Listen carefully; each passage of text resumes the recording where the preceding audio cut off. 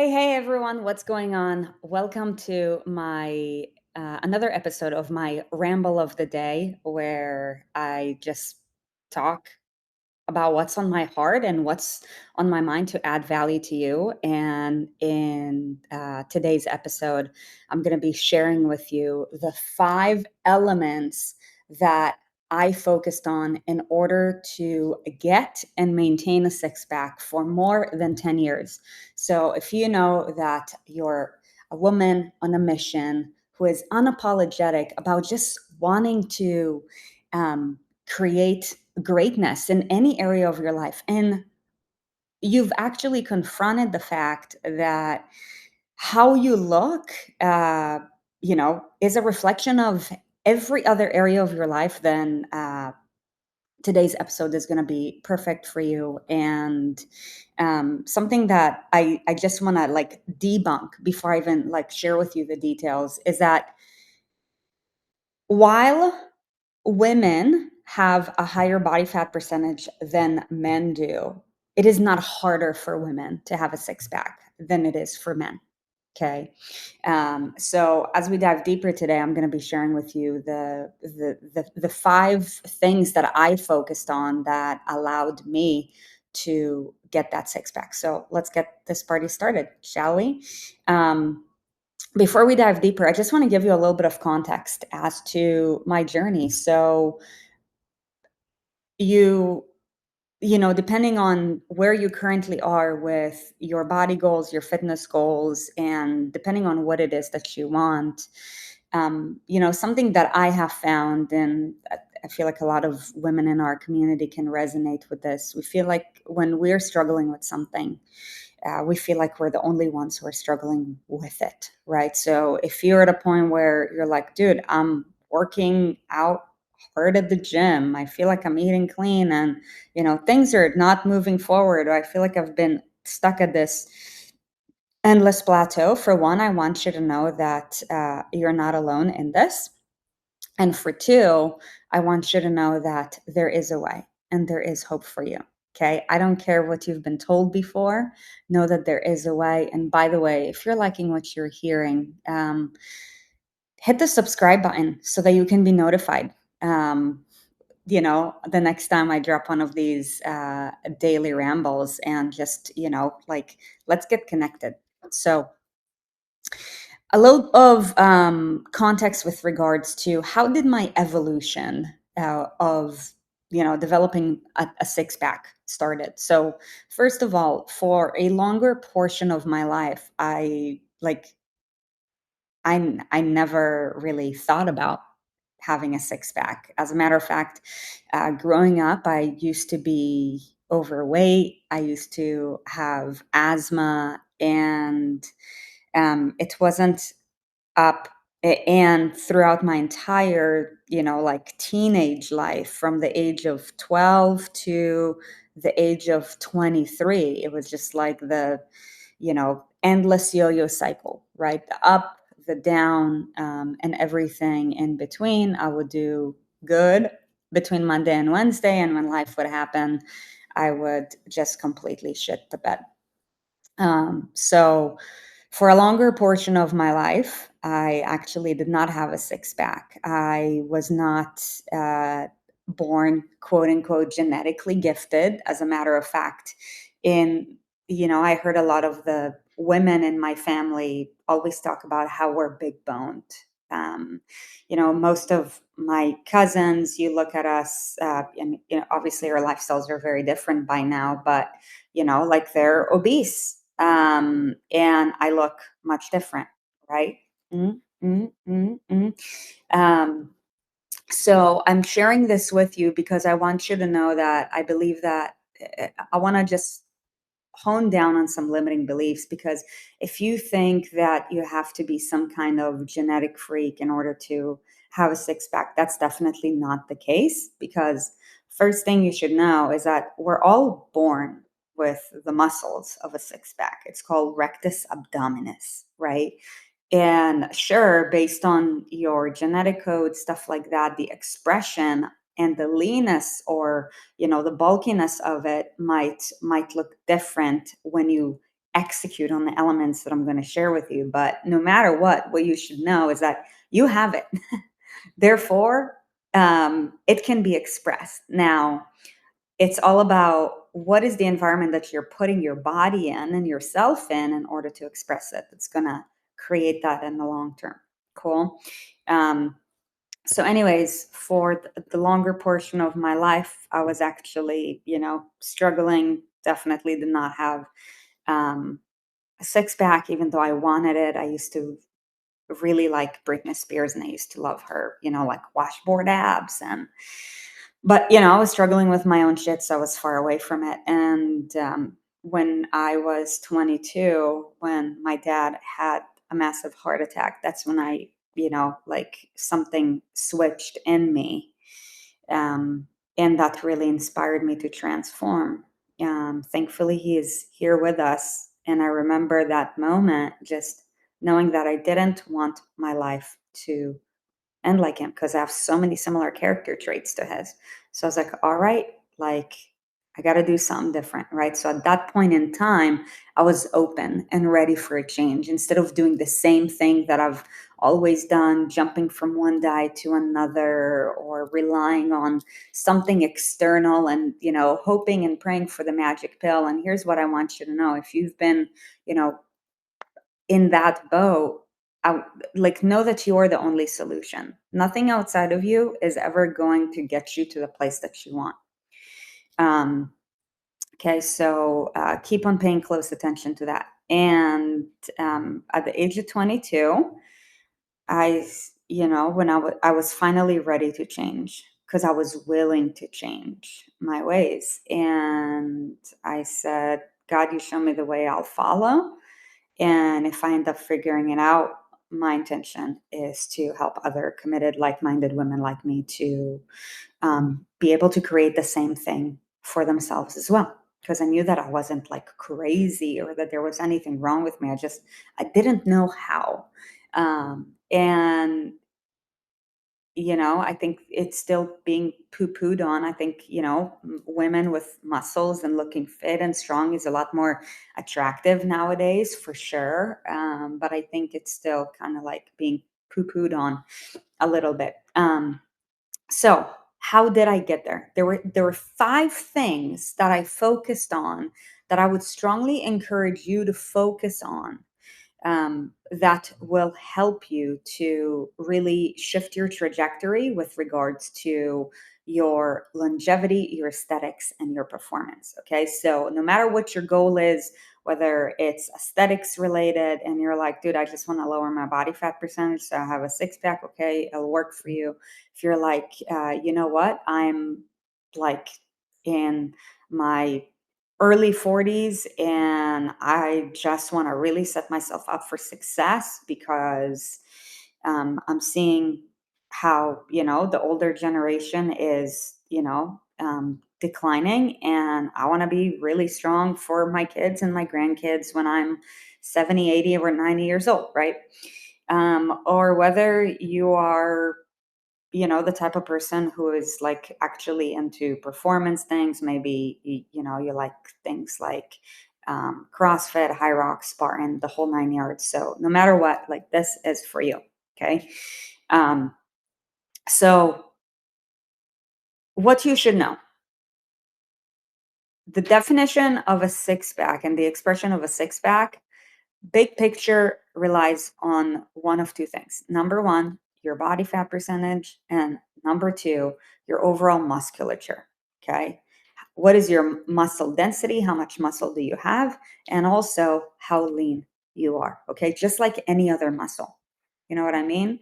You get leaner, guess what? Your biceps are going to be more defined. The more muscles you have, the bigger the bump is going to be. Same thing with your abs. It's just a different area, right? We're all born with those muscles. Now, doing 1,000 crunches is not going to get you a six pack. Like, it's not. Instead, what you need to do is you need to focus on these 5 things that I'm about to share with you. So, number one is movement. Okay. And with regards to movement, I feel like there's a lot of emphasis on what kind of training do you need to do for a six pack. And truthfully, it doesn't matter. it doesn't matter. And I share this with you because when you play the pillar of movement well, you want to execute it in the form of progress, not perfection. So, whether you're into bodybuilding style lifting, or whether you're into like CrossFit like training, or whether you're into more of like the endurance and maybe like um, high rocks type thing, or maybe even if you're like into Pilates or yoga, like it doesn't matter. What matters is that you are moving consistently over time, and you're incrementally shifting. And in training, it's called increasing your progressive overload, right? Time under tension over the muscle, right? So let's say, what do I mean by that in the context of, let's say, just doing like an ab workout split. Okay, let's say your ab workout has 3 sets of um, sit ups followed by a minute plank. Okay. What that means is the more you do the ab workouts over time, and the more time under tension you increase. For example, you go from a 60-second plank to a 70-second plank. You go from 15 reps in sit ups to 18 reps in sit ups. It doesn't matter what you do, your core is involved in everything. Now, here's one thing that we know for sure: running is not going to help you to build, like those really defined abs. Yes, it's going to help you with the maybe lower body fat percentage to some extent. And I say that because when you become pretty lean, doing more running is not going to get you leaner. It's actually the more muscle that you're going to have that's going to get you leaner. Okay. More to that in just a little bit. So what you want to focus on is big picture. I don't care what you do. Just be consistent with it. Work on your consistency and work on your progressions with what it is that you do. So, for example, how many days per week do you currently work out? Let's say you work out 5 days per week. Okay. Most of the women who come across us, they work out around 5 days per week already. The movement component is not a problem for them most of the time. Okay, unless it's scheduling issues. So let's say you go from 5 days per week, eventually like build up to 6. That's one way of increasing your consistency. Now, that doesn't mean that every day should be intense. Okay, and that's why you want to focus on consistency over time and progress, not perfection. Because if you go high intensity, high intensity, high intensity every day, your body is not going to recover. Okay.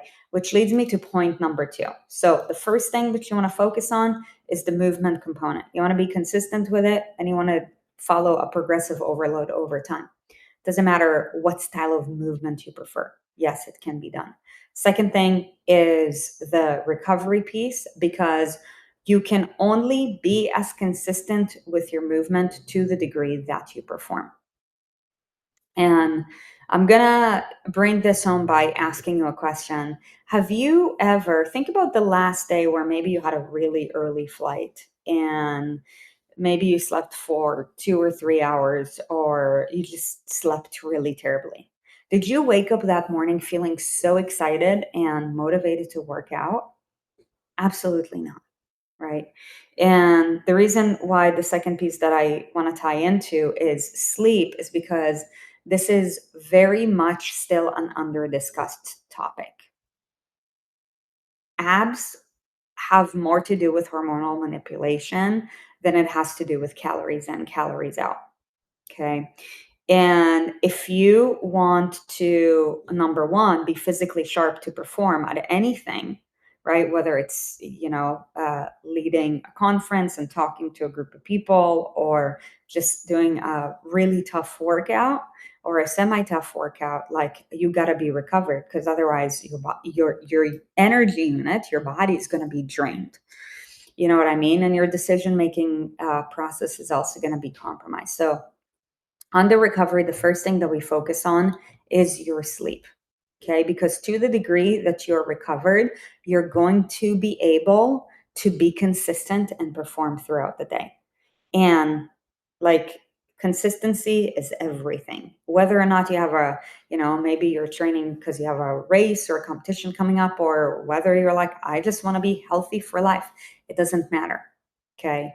Every day is still like a performance day, right? So, in order for you to win your day, you want to be recovered for your day. Okay. So sleep is the first element that goes under recovery. The second part is hydration. Hydration is huge. Okay. And this is something that I adopted later on in my, upward, upward portion of my own transformation journey. And I would encourage you to like not delay it and start making it a priority right now, because think about it, 70% of our body is made out of water. And I say 70% because to the degree that we're hydrated, it could be even less than that. Ideally, our body is made up from 70% water. Now, to the degree that you're hydrated, your percentage can be higher or lower. If you've ever done an in-body scan, you'll be able to see what your hydration level is, which is wild. Um, but all that to say, when it comes to your hydration, because our body is made out of water and our body is made out of cells, and most the biggest constituent of our cells is water. We want to be hydrated on a regular basis. Now, hydrated doesn't just mean pounding fluids. Like right now I'm drinking coffee. Cheers. I don't count coffee as part of my hydration protocol. Okay. So like energy drinks, coffees, teas, anything with caffeine, any of the 0-calorie drinks, like that doesn't count. I also got bottles of water right in front of me too, because it's a non-negotiable for me, right? So I know I have a water prescription and I make sure to hit it each and every single day. So you may wonder, okay, well, what is the water prescription for me to hit?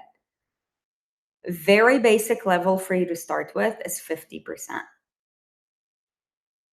Eventually, depending on where you're starting at, build to like no less than 70% should be a non-negotiable. Okay. And sometimes it's even more than that, depending on your like level of activity, where you're living, stuff like that. But I'm just giving you like very foundational benchmarks with regards to that.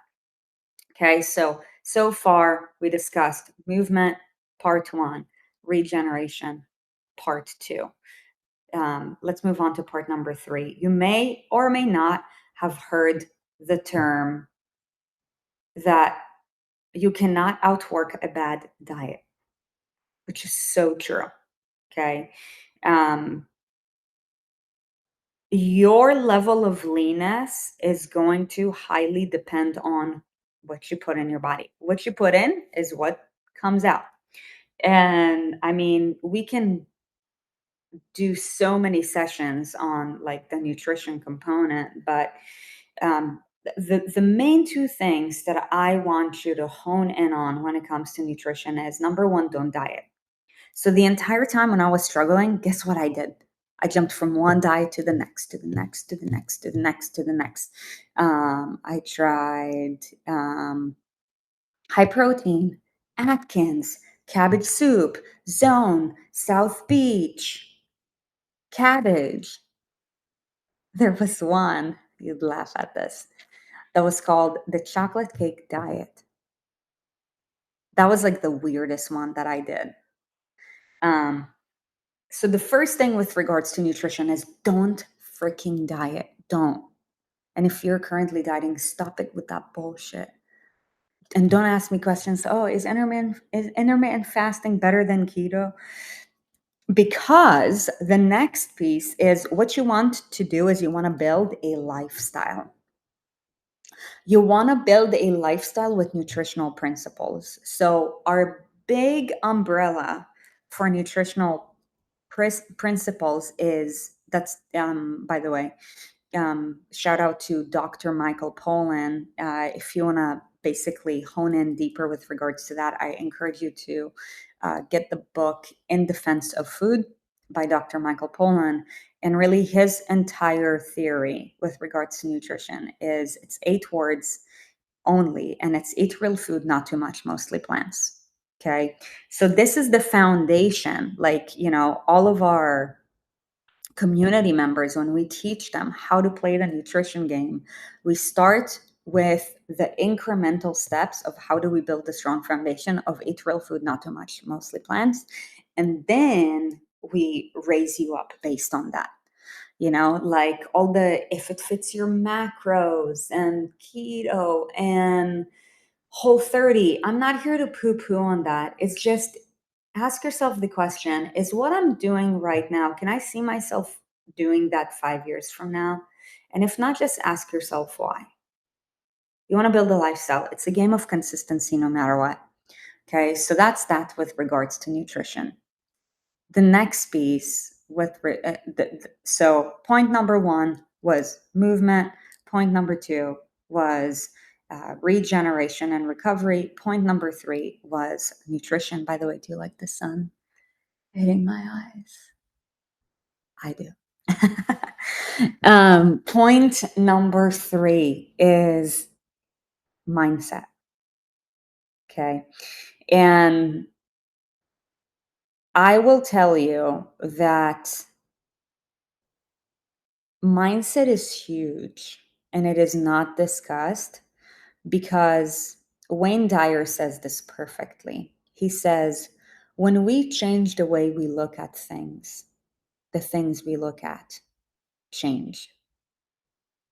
And there's so much that goes under mindset. Like, for example, what are the stories that you've been telling yourself that have been limiting you? I hear women all the time say, well, um, when I was your age, it was really easy. And I'm like, do you know how old I am? I'm almost 40 years old. And they're like, oh my gosh, no, you don't look that way. Age doesn't have to be a factor. You can age like a fine wine, depending on what your lifestyle is. So, sure, after the age of 35, our muscle mass and our bone mass does deteriorate to some degree. And based on your lifestyle, we can slow that down drastically. Okay. That's what we do inside our community. There's literally women in their 50s that are like jacked.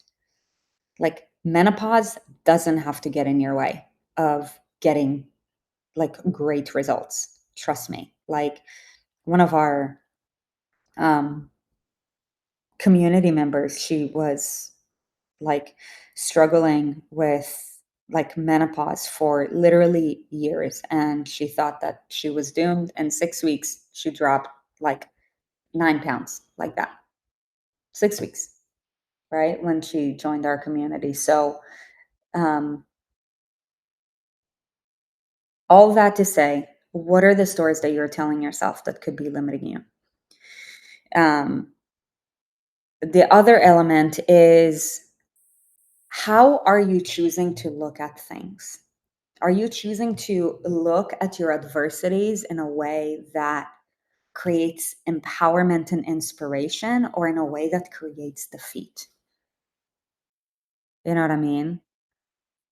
Because what you tell yourself becomes your truth.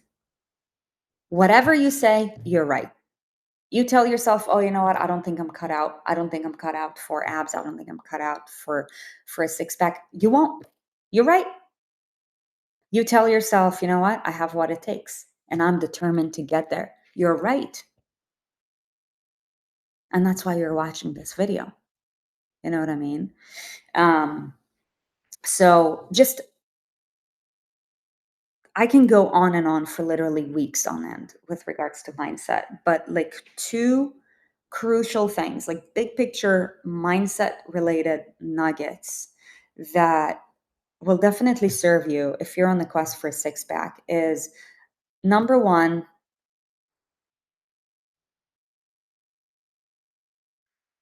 embrace handling disappointment. I remember, when I dieted really hard for 3 days or a couple of weeks, and then I stepped on the scale and I'm like, all right, like I'm for sure gonna drop a certain amount of weight. And I stepped on the scale and it wasn't what I thought it was gonna be. And I would get really disappointed. And I'm like, well, why bother? So I would self sabotage. Um, the other day, we had one of our groups of our 6 week peak physique program just finished, and one of the women who actually like PR'd, like this is the most amount of weight that um, that has been yet dropped in like the 6 week peak physique history in a matter of 6 weeks. Before we saw her measurements, she was telling us that she felt really disappointed when she looked at her measurements. So I was like, I wonder what her measurements were. And then when um, she announced what her measurements were and we saw it in writing, we were like 19 pounds in 6 weeks. Okay. That's like a little bit more than 3 pounds a week. I'm like, that is insane. And meanwhile, she was disappointed, right? So I was giving her coaching on, hey, like next time you get disappointed, how are you going to like manage yourself? And also, this time she didn't self sabotage and, say like, why bother? And just go eat the entire fridge, right? So she's definitely making progress, right? Talk about progress, not perfection. And, like with regards to handling disappointment, you could be crushing it and you might still get disappointment. And you know what? You could also be shitting the bed and you'll most likely be disappointed. So, no matter what, just know that disappointment is going to show up. How you choose to respond to disappointment will determine how far you'd be able to go. You know what I mean? Because it's just a part of the game. I couldn't tell you how many times I felt disappointed because I'm like, oh, like I failed my lift, or um, someone beat me in a workout, or I didn't finish something, blah, blah, blah. You're going to get disappointed, dude. Just like get used to it. All right. And then this is something that I see like very few people actually embrace in this journey, and that is long term thinking. I can help you to manipulate 19 pounds in 6 weeks, right?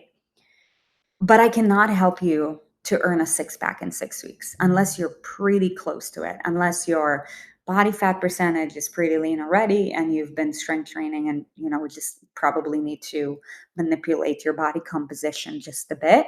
If that's the case, then yes. But most of the time, like a six pack journey is a long term thinking journey because it requires both body manipulation to a certain degree of body fat percentage and also a certain level of skeletal muscle mass. And the other thing that I bet we can all agree on is no one who wants a six pack wants a six pack to watch it all go away. This is why I'm not a big fan of like just the bodybuilding industry in general. If you're into bodybuilding, like good for you, great. I believe that especially for women, like the bodybuilding culture creates a lot of like really massive inconsistencies of looking really dried up and lean on stage. And there's also an allowance for, most, um, depending on what class you're doing, like there is an allowance for, just um, performance enhancing drugs and stuff like that, which I personally do not agree with because I believe it takes away from the longevity game. And it's all about the longevity game of how functional and how healthy we are for the rest of our lives. So, For anyone who has worked in a sustainable way to achieve a six pack, I bet you don't want to watch it go away, right? It's like someone like working their ass off to build their wealth for decades and then watch it all go away, right?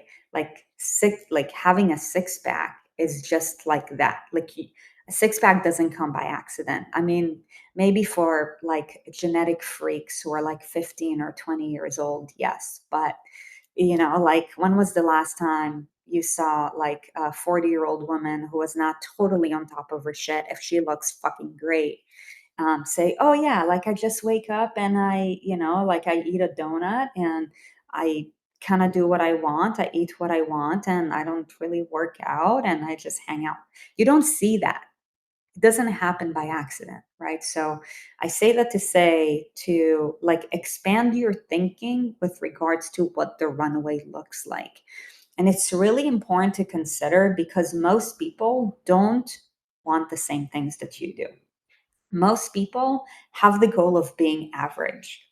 Like most people are like, I would be really, if they even care about their health. I feel like not everyone is, but for the ones who do, they're like, I just want to be in a place where I can play with my grandkids and I can tie my shoes and just do basic things.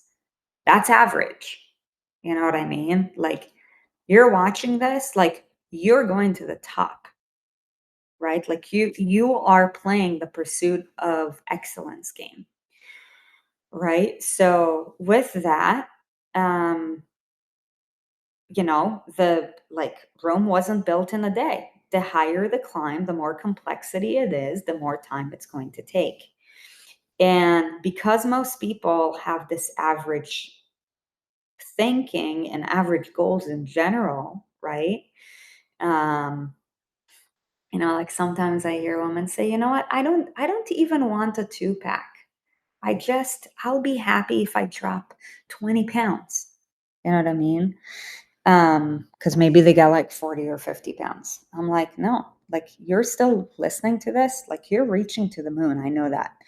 So with that, like you can't think in the same time frame as someone who just wants to manipulate some weight because there's so much more that is involved. And by the way, building muscle and leaning out when you're at the lower degree of body fat percentage, I would say if you're anything below 25%, to go from 25 to 16 requires a lot more discipline and a lot more consistency versus someone who goes from 40 to 30.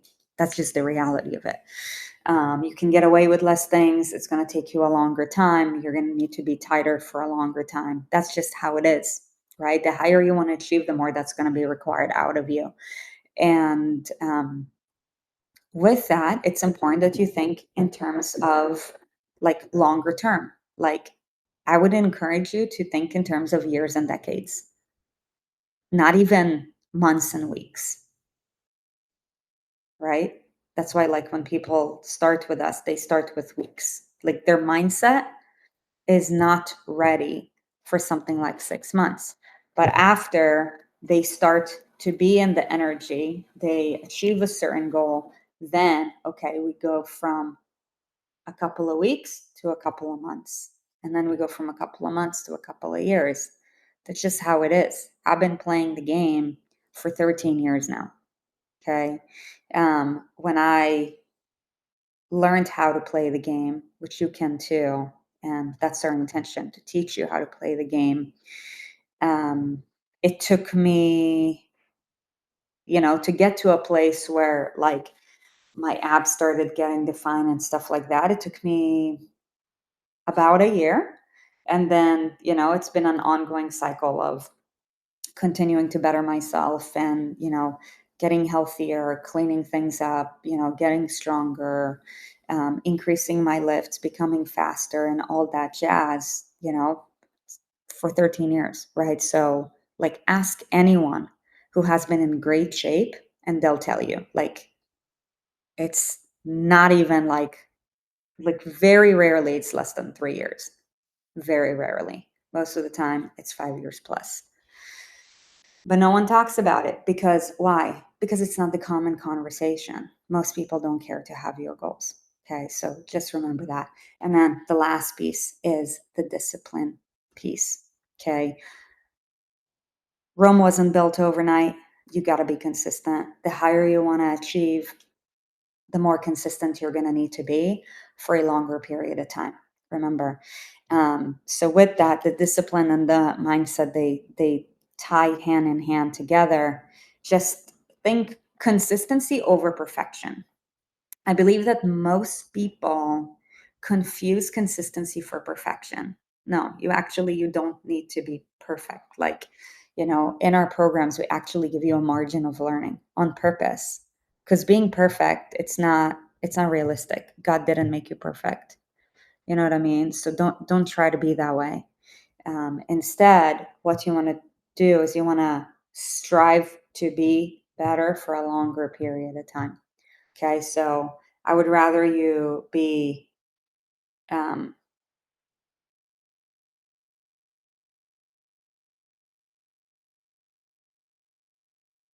I would rather you be consistent and imperfect for a longer period of time than rather you be perfect and inconsistent for a lesser period of time.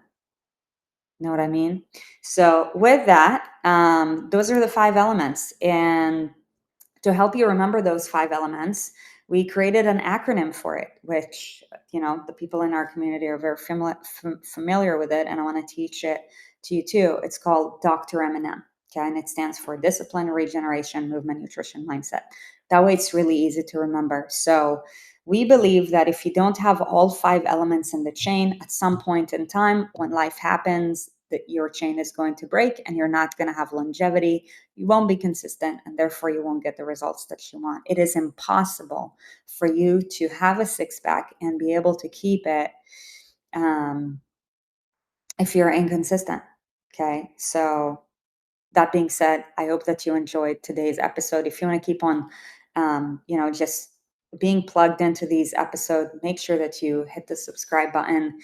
And if you're like, man, like, I like what you're saying and I want to be involved in this movement and community that we're building, I'll tell you, this movement it inspires me. I'm so grateful to be a part of it because, like, there's just so many badasses who truly support one another. We've all had our own fair share of adversity, but we're truly, like, we're here for each other, and it's a beautiful place it's a beautiful place to be in, and it's a beautiful thing to see. So if you want to learn more about our community, just check out the link in our description. And we'd love for you to be a part of it, especially if you know that having a six pack is one of your goals. You're totally our people. All right. So, that being said, over and out. I'll check you and I'll see you on the next episode. Bye.